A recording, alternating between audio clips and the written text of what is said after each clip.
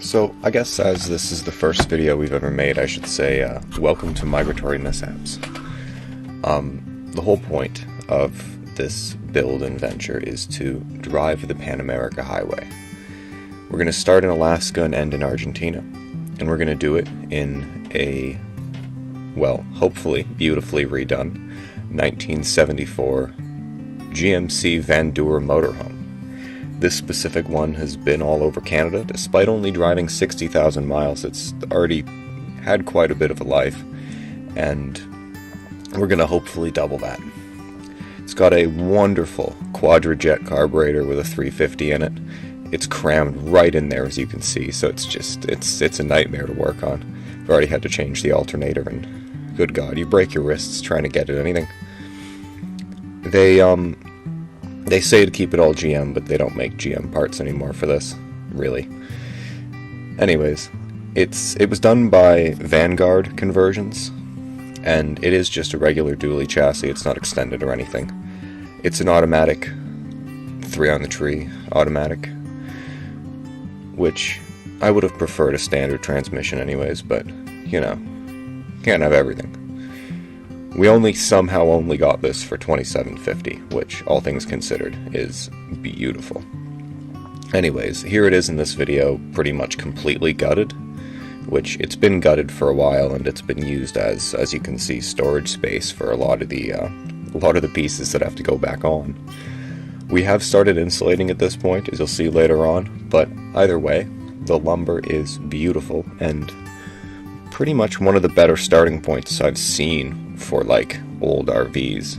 A lot of them have a lot more water damage and a lot more, well, just damage really than this one. But as it didn't really move, thankfully, it's in pretty good shape still.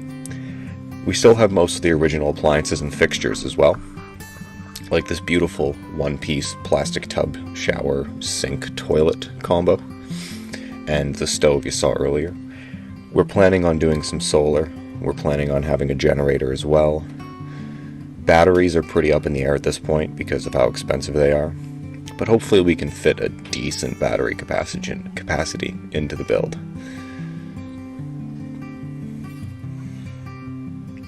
We are using Havelock wool for the whole roof, pretty much. It's been beautiful to work with so far. Only R7 per sheet, but they're only inch sheets, so we can probably squish a bit into there. Either way, R7 is pretty good. It's a lot nicer than fiberglass. You don't have to cut it, you just tear it. The biggest issue we've been having so far is just the cold, because Canadian winters are not necessarily the nicest to work on anything in.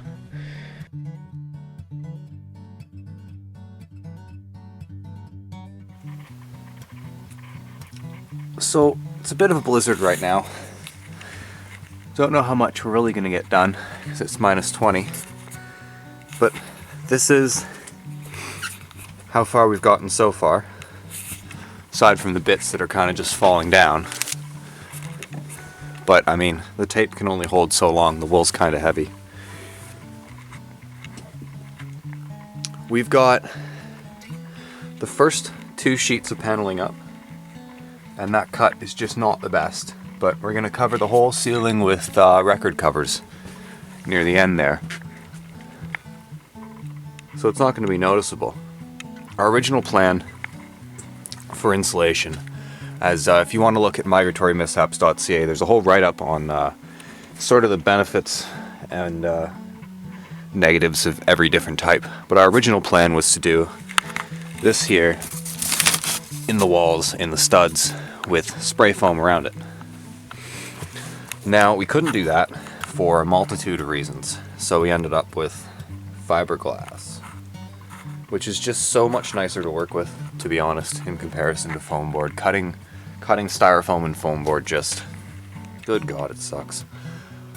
We've done a little bit of it up here, because a lot of moisture likes to gather here, and even this fiberglass you see here is going to be replaced with wool very shortly. But for the most part, the whole ceiling is just going to be wool. Havelock wool, absolutely the best stuff to work with. You just tear it, you don't even cut it. It's R14, I believe. Well, R7, but if you use 2, it's R14. You can squish it a bit more than fiberglass, which, as you can already see, this fiberglass is going to be squished and we're going to lose a little bit of R value from it, but nothing crazy. But yeah, you don't even have to cut it. You rip it. It's beautiful. It's great to install. It's great to work with. You don't have to really wear a mask or gloves or anything because it's just cheap. There's not really much that can go wrong there. Anyways, fiberglass, all things considered, not the greatest idea, not the worst idea. Moisture is going to be a problem in the long term, but we'll just ventilate properly. I don't think it's going to be too concerning. This is the perils of having to work on your RV in Canadian winters.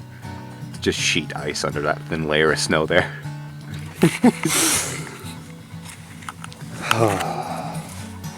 But yeah, the only issue is tearing it. It kind of just falls the fuck apart, really.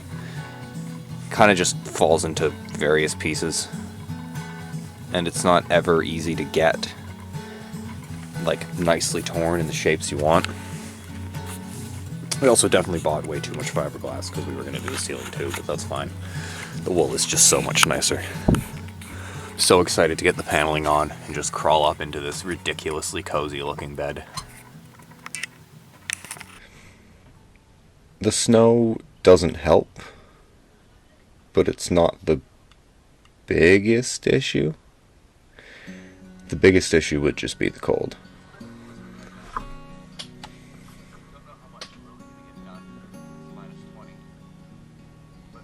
Anyways, if you'd like to see the rest of the build and if you'd like to see us complete the journey, make sure to give us a subscribe and a like.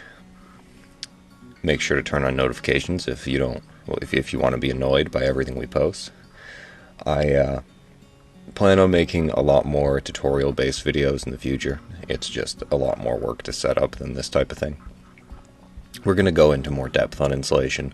Might do some stuff on even everything up to like developing 35mm film, to changing spark plugs and oil. We have to change the tires. That might be a thing too. I don't quite know how to do dually tires yet, but hey, it's a learning procedure. Either way, What are you thank you doing? for watching. What are you doing? Okay?